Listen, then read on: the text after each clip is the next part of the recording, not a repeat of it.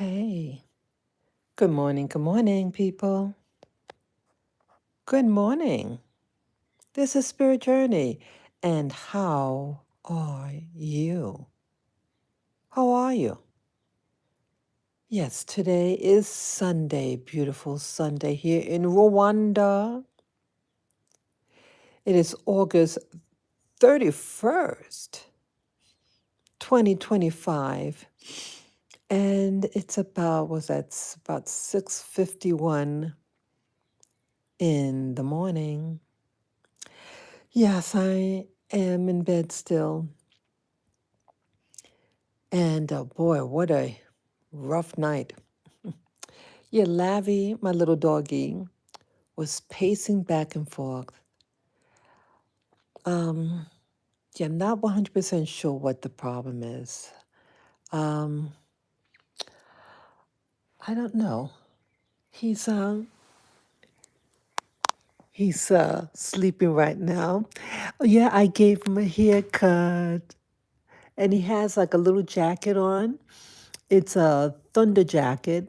It's designed so that, well, if it's snug to the body, and it's supposed to give him a sense of peace. Well, he didn't have peace last night. He was pacing back and forth. He's done that before. I wonder, is it, what it could be? Now he had his dinner, but he didn't eat all his dinner, and I think that's could be this issue. He was hungry. I think he was hungry, but I shut the kitchen down. Um, I'm up here in bed. It's late.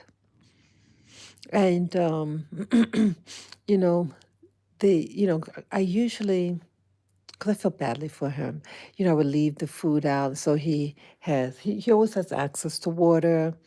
And I was leaving the food out for him. And you know, I didn't want him to think it's not good to leave food out, you know. Um, and then to let him know, you eat, it's presented to you, it's nice and warm. Like he gets a cooked meal, he eats twice a day, in the morning and then in the late afternoon. I might have snacks to give him. And if he doesn't eat it, I give him a chance. And I didn't want to leave the food out. So I just don't think it's healthy. So he was pacing back and forth all night. And yeah, his behavior. And I don't know whether it's also something neurological. Let me be honest. Um, yeah, I'll get to the topic I'm going to talk about, but just want to let you know what's happening here. Like he'll walk into the corner or something, and he'll like try to get behind something. And he's never done this type of behavior.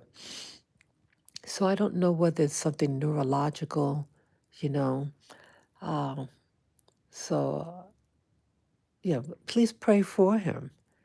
Yeah, his health is still very delicate.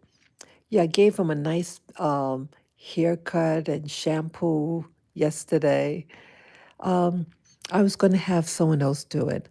But I said, you know something? I want to do my little boy. I want to give him, a grooming myself. Yeah, his hair isn't growing the best, like sparsely. Yeah, he's not thriving. Ever since he arrived here, he's not thriving. But please pray for him, because he was a strong. Many of you knew him. He was a powerhouse. So, I want him to live in dignity. So I said, I'm going to cut his hair and bathe him. And he looks beautiful. I think it's the best job I've ever done. Yeah.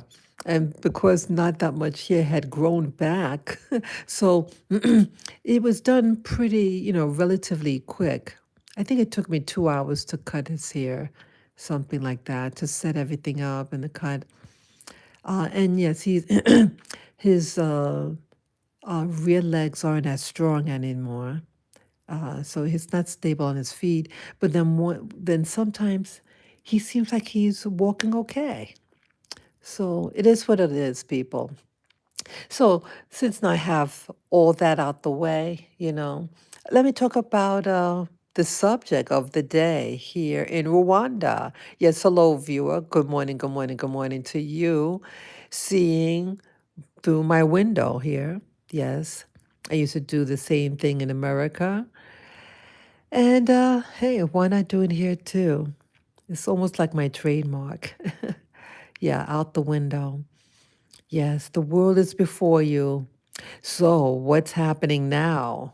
I want to talk about the food industry, and I entitled this live stream, Where's the Beef? Yeah, it's uh, a phrase that was from a commercial many years ago. And, but literally, where's the beef? What's happening with beef in America? The food source in America, where I am from. Yeah, I'm still very much tied to news from America. And maybe that's part of my problem. Um, but it is what it is. So let me begin. Two things. KFC food. KFC is a chain store, a food store. They cook chicken and other products, fried, for the fried chicken. And they used to be called Kentucky Fried Chicken.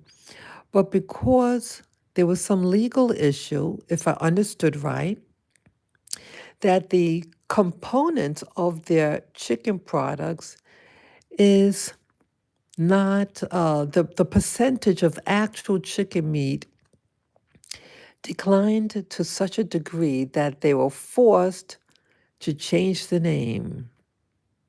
So they couldn't say that it was chicken or Kentucky Fried Chicken. That's the name that I knew them by, Kentucky Fried Chicken and Colonel Sanders. And then they shortened it to just KFC. Yeah, be careful of places that they used to have a name, a full name of something, and then they do abbreviations because you know, why? So they want to hide something or make you think in something new that may not be up and up. So yes, I've eaten Kentucky Fried Chicken, and I actually enjoyed their product. I couldn't really afford it growing up. I didn't have a lot of money, but KFC, I remember it came like in a bucket, you know, and like a family-sized thing.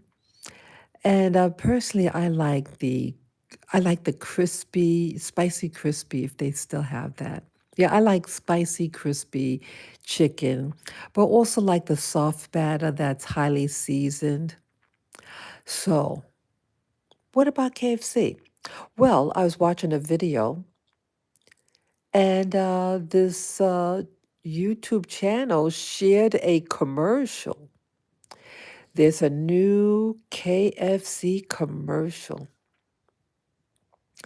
And it's a 2-minute commercial, and it looks very, very fatalistic. You're in a forest, a uh, a forest with tall, tall trees, skinny trunks of trees. Um, it's dimly lit, and they feature a young man, could be like a late teens, early 20s type. It's middle of the forest. He has kind of like shoulder length hair. And it really looks like a remake, the feel of the video of have you seen oh, what's the name of that show? Oh, how could I forget that name? Oh, it's a children's book, and they have It's really about witchcraft, that movie. It was a whole series. I think that was about 8 books or something. Oh, Harry Potter, Harry Potter. Yeah, that type of feel and era, time era.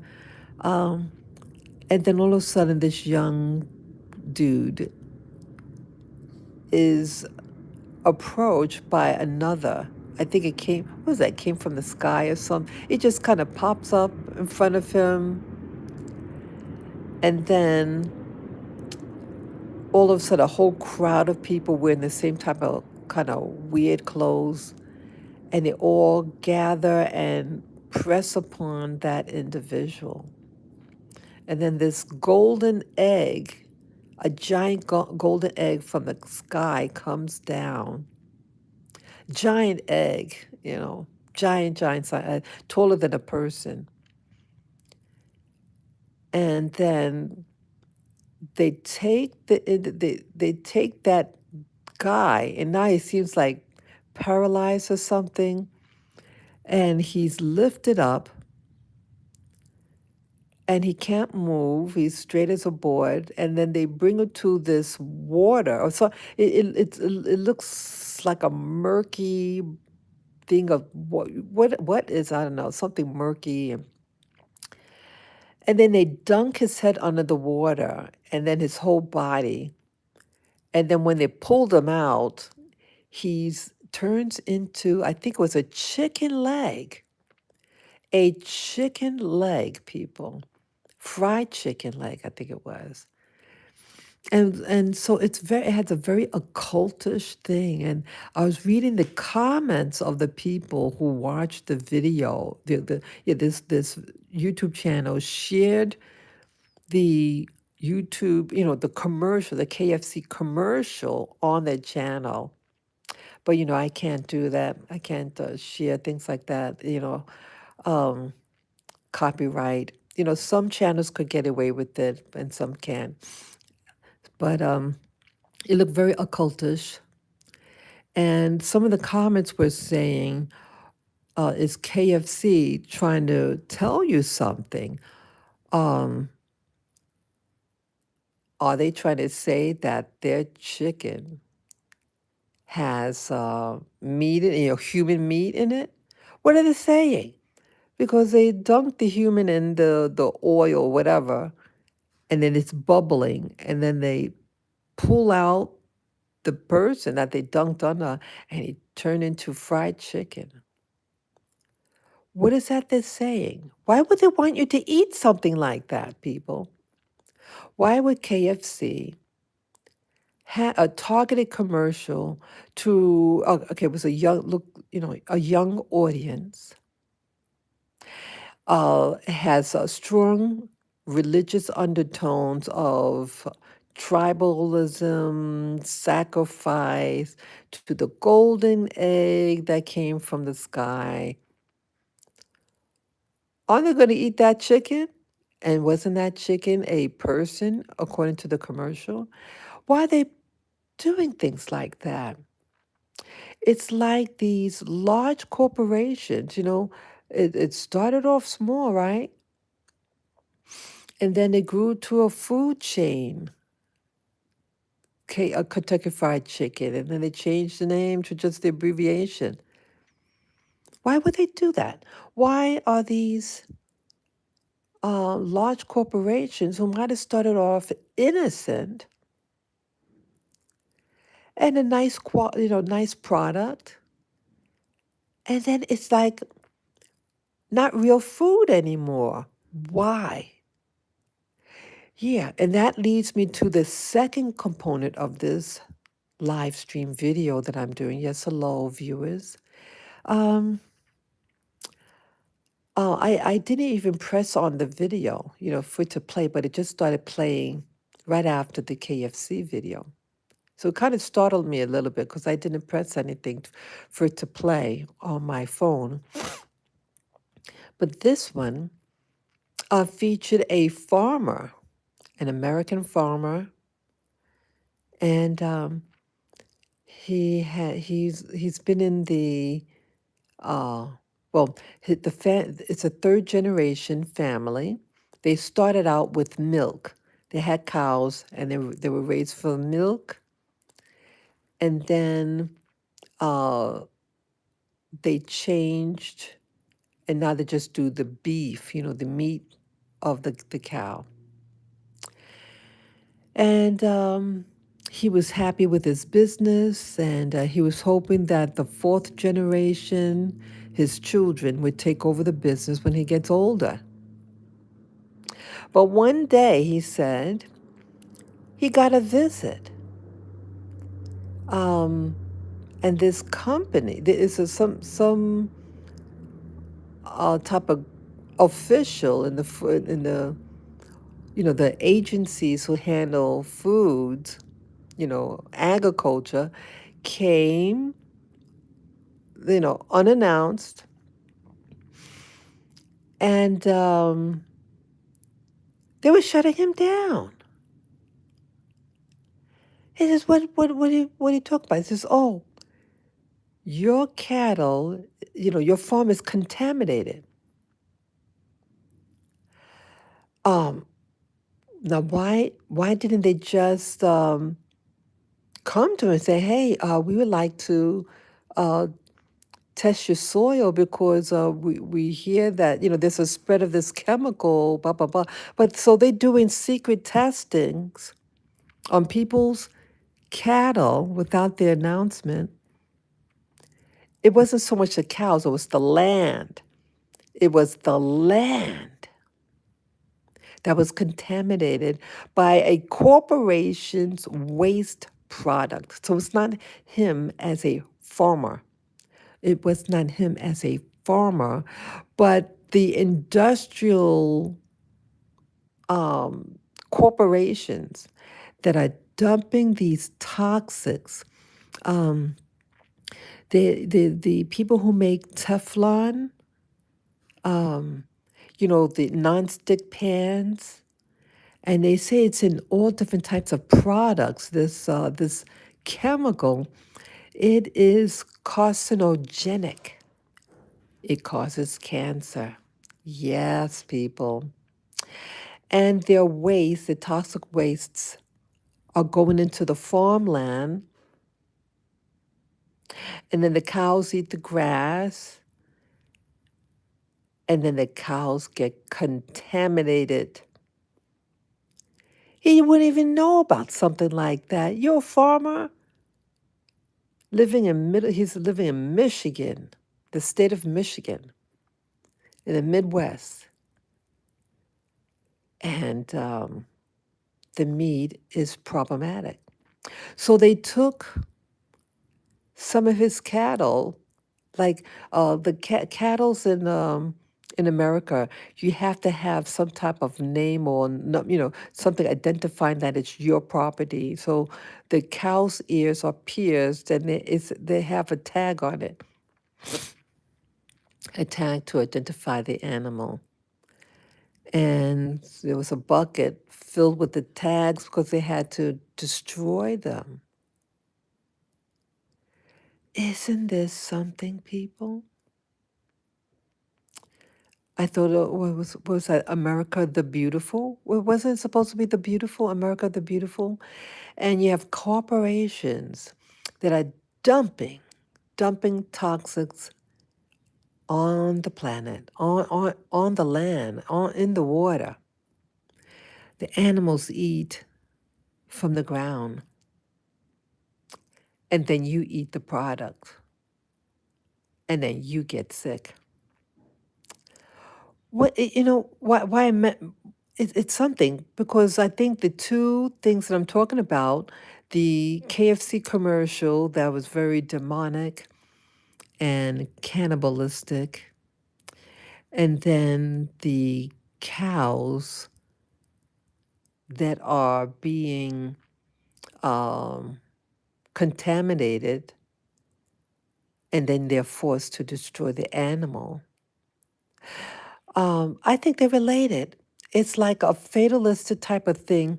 Corporations are interfering spiritually in your life, and then they grab you by making that you can't even have a living anymore, destroying your land, your product, your cattle. And so they pushed him out of business. So he was they shut down his business. They came on his property and said, "Sorry, you can't do business anymore. We gotta destroy these animals, and oh, but you can restart again. I'm sure you could go back and well, hello. I think the people who produce those chemicals should reimburse him for his product. Hello, is anybody home? You have large corporations who hide behind fancy lawyers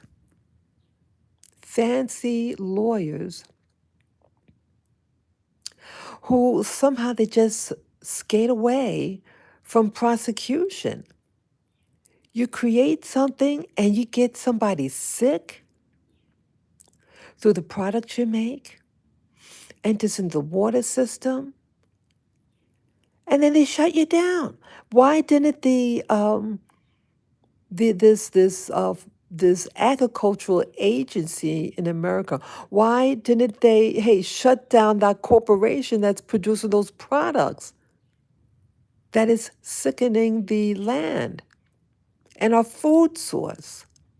But instead, it's like they target the victim. And I think, this is how I think. I feel it's done deliberately. Like that commercial was deliberately made like that. It was a 2-minute KFC commercial. Because it's how they view you. They, in my opinion, it's just my opinion, by looking at that commercial, that they don't like humanity. They don't respect humanity. And they see you as disposable. They see humanity as something disposable that you can eat. Yeah, did you hear that they're making? I posted up something. It could have been 2 months ago. I posted up something from a commercial that I saw. No, a documentary I saw. And it was in Asia, and they were making, get this, artificial meat. I think it was chicken. Yeah, KFC chicken. um, Whether it's chicken, you don't think they can do beef. They take a cell from that animal, and then it's created in a petri dish. Parts of the people. I kid you not. I took pictures of it, I screenshot it, and I posted it up. I showed like a picture of these people at a dinner table in Asia, this supposedly high and very high end looking restaurant. And then I showed a picture of the dish, like the petri dish, in the science lab, them creating the flesh, and then them actually eating the product. Yeah, there's about 3 pictures I took. Yeah, that's posted up. I posted that some time ago. You can see that. Where's this going, people? So they're showing you, they're showing you on social media what's being done. They're saying you don't. What it sounds like, what's happened when you take these elements together. That we don't need your cows, we don't need your chickens, because we can create them in a lab.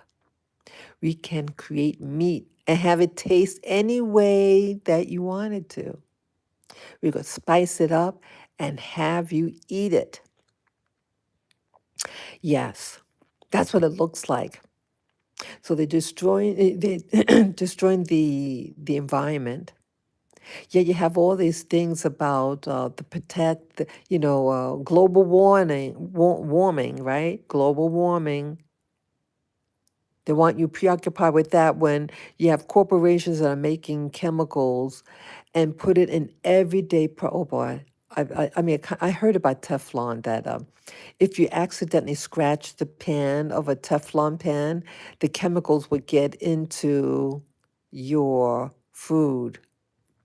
Uh-oh. So, wow. I feel very sad about this, people. You gotta you gotta know. I see this channel, Spirit Journey channel. It's really that. It is my spiritual journey, my awakening to things that what's happening? Who would think something like this would happen to humanity? And yes, I also expose about racism, different things. Regardless who's the target of racial or ethnic biases. I talk about it. I expose everybody, black or white. Yeah, I put it out there. But now the food source, KFC being bold and airing a 2-minute commercial. Usually commercials are 60 seconds long or even 15 seconds long. But this was a full 2 minutes, and it almost seemed like a mini movie for you. Yeah, it was very condensed. It seemed very purposeful in its message. No words were ever spoken, just this creepy music, and the visuals. It looked very creepy, very, what's that word? End of the world type of thing.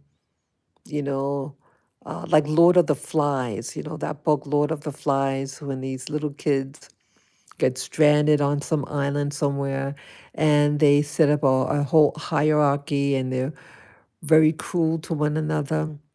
Yeah, that's what it reminded me of. And wow, and Harry Potter type of theme, era. It just reminded me of that feel, what they looked like. Um, and now people's farms, the farmers are losing the ability to farm. They're taking away their livelihood. I feel that the problem is created on purpose. It feels like that. It gives me that feeling that that's what's happening. Not that it actually is the issue, but what it feels like to me, that something is being done to harm the earth, the soil, your food, and then the government agency comes by, no notice. Oh, we're going to shut you down, and you're out of business. A third generation people. Yeah, I left America. I left America. I didn't feel safe, and people are not. People aren't eating what they think they're eating anymore. You don't know what they're eating. You don't know who's preparing your food. Yeah, and I say this, people, you live longer when you cook your own food, when you know what your food source is coming from. And again, it's not 100% because again, unless you grow that food or raise that food, even if you do it, just like this man, he raised cattle. He didn't have control what was being put on his land, and it's becoming toxic. It's a toxic world, and it seems like the heads up in these large corporations that are also working alongside government agencies in America, that you are disposable. You are disposable. Your corporation, your businesses are um, not protected. And at any time, if they want to target you, they just say, hey, your land is toxic. And then they locked it He didn't have even access to. Yeah, they locked it up. People, be careful with your food source.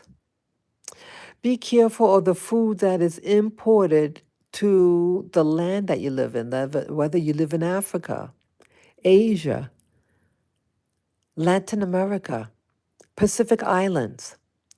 They're spreading. My fear is that they're going to spread this toxins where you live. You might have clean land, but the food is not clean. It might be GMO, genetically modified organism.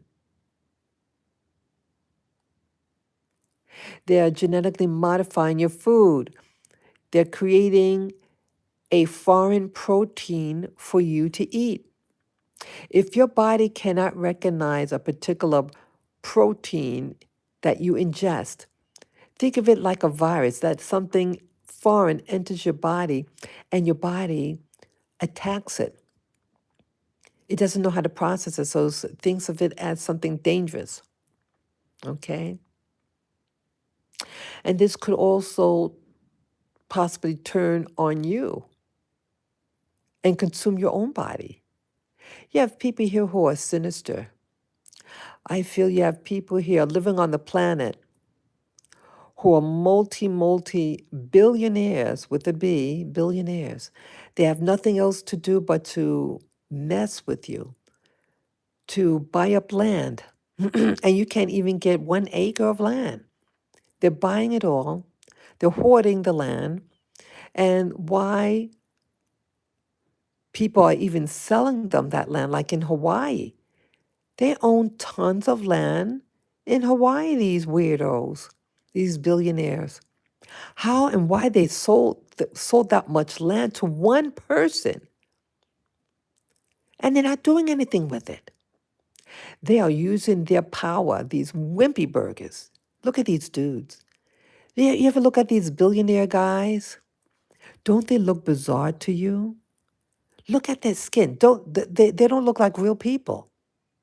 How they act. They're real bizarre. But they're brilliant at business. Monopoly, see, they think they're smarty pants. They know how to make a monopoly.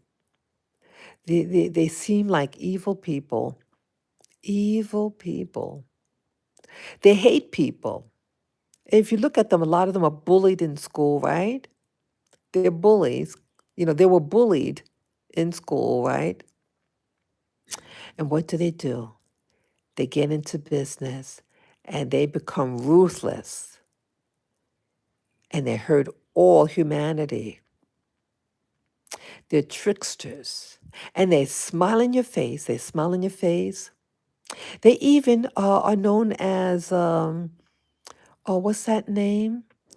People who allegedly like to give away money. There's a name for them, but what they call themselves. I forget the name, but it means that they give money or riches to people, you know?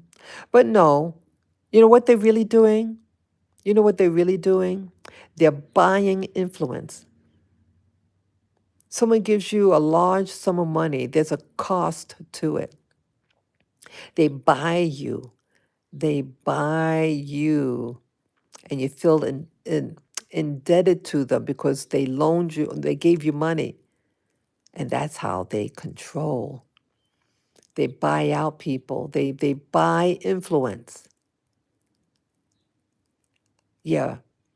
Be careful, people who call themselves those names. Oh, I don't know. I'm not able to remember the name. You know the name out there. The name of people when they give money or businesses, give things to people, and they want people to think that they are a giver, but they're not. Yeah, be careful. Those people call themselves those names. It's a front, in my opinion. In my opinion, if you're see people, how I feel. If you're a giver, and you call yourself that. You don't have to tell people what you do if you're the giver.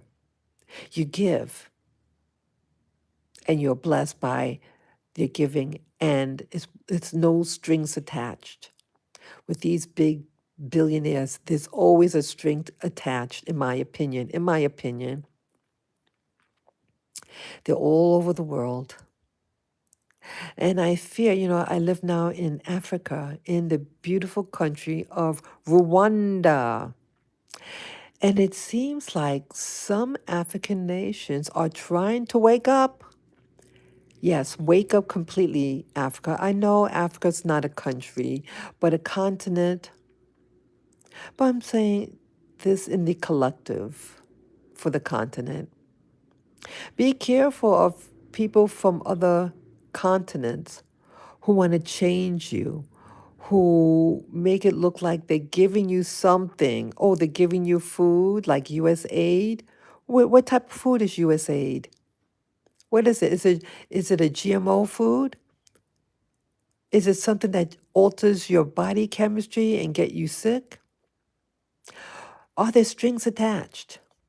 Hey, we give you this food, but you can't do business with so and so, right? You can't do business with. We'll remove your gruel. We'll remove your gruel if you do business with such and such country. Now, so how could you say that you're a giver and then there's strings attached like that? Yeah, people. Africa, be careful of these gifts that nations, big nations give you. Be careful. Oh, we'll help you build your roads. Be careful what strings are attached because they might say, yeah, we'll build it and we're building it for us, for our infrastructure, and you'll be just an overseas location for our country to zap your personal resources, people. Just because someone wants to help build your roads doesn't mean that they are your friend. You better make sure you have a contract and how you're going to pay it off because it's nothing for free. They're not doing it for free. They have their own country to do. Yeah, some of these countries in Asia, they're losing population. They're losing population. So they need more money. They need more money. And so they're reaching out to your country to get you in bondage with them / slavery. Oh, we'll build that factory for you. No, no, you build it yourself. You can hire someone to build your factories. Remember the story that I gave yesterday with, what's the name of that? Burkina Faso, I think it's called. Yeah, with Captain Ibrahim. And he did a project. He did something for the people there to help unify. He did I forget the terminology, but suppose you need to unify a country that's especially been under colonial rule of the French, and you want to empower and inspire the people. They got a lot of young people. That's one thing in Africa. You have a lot of people under the age of 30. The bulk of the people under the age of 30 years of age. That means you got a strong, healthy population. Yep. You got labor. You can do it yourself, Africa. You got all those people, young people with strong muscles who are healthy. Build your own roads, Africa. Yeah, so Captain Ibrahim devised a clever way to get the people united.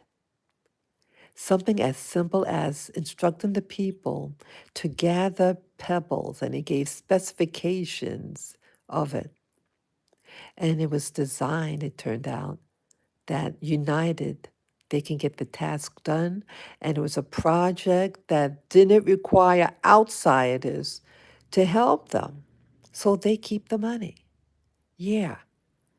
So it's beautiful that happened. And so for the rest of Africa, to use that as an example, his experience, his project of the pebble collections,